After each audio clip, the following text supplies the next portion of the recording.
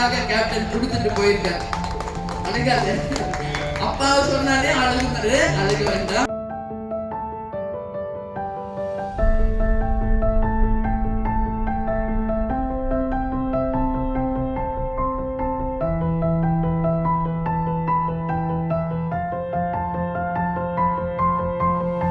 கேப்டனால அவங்க ரத்தமான 2 உறவுகள் விஜய பிரபாகர், சண்முக பாண்டியன்.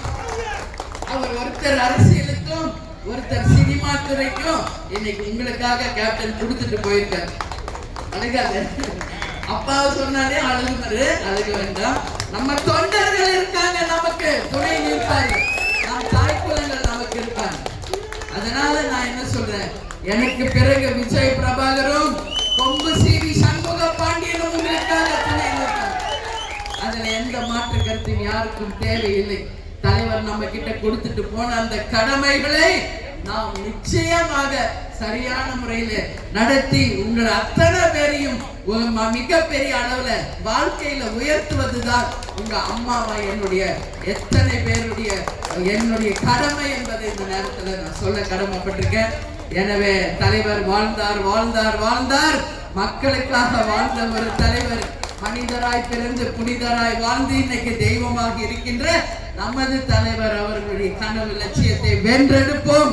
அந்த வெற்றி கனிகளை நாம் லஞ்ச ஊழல் வழக்கு இருக்கா, சொத்து குவிப்பு வழக்கு இருக்கா, இன்னைக்கு மணல் கொள்ளை அடித்ததுனால வழக்கு இருக்கா, இன்னைக்கு குவாரிகளில் திருடுறதா வழக்கு இருக்கா, இன்னைக்கு டாஸ்மாக் கடைகளை வைத்து நடத்தியதுல வழக்கு இருக்கா, இல்ல கள்ளச்சாராயம் காட்சியதாக வழக்கு இருக்கா, கஞ்சா போதை விற்பனை என்ற வழக்கு இருக்கா, இல்ல பாலியல் வன்கொடுமை நம்ம தொண்டர்கள் செய்தார்கள் என்ற வழக்கு இருக்கா, ஏதாவது சட்டம் ஒழுங்கு பிரச்சனை ஏற்படுத்தியது தேமுதிக என்ற வழக்கு இருக்கா?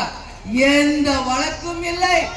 எந்த விதமான குற்றங்களையும் தேசிய முற்போக்கு திராவிட கழகத்தின் மேல் சுமத்த முடியாத நிலையில தான் வேற வழியே இல்லாம இந்த ஊடகங்களும் யூடியூபர்ஸும் பேரம் பேரம் பேரம் என்ற ஒத்த வார்த்தையை பிடிச்சுக்கிட்டு வேற சொல்வதற்கு வேற எதுவுமே இல்லை என்பதால அந்த ஒரு வார்த்தையை தாரக மந்திரமா சொல்லிட்டு இருக்காங்க.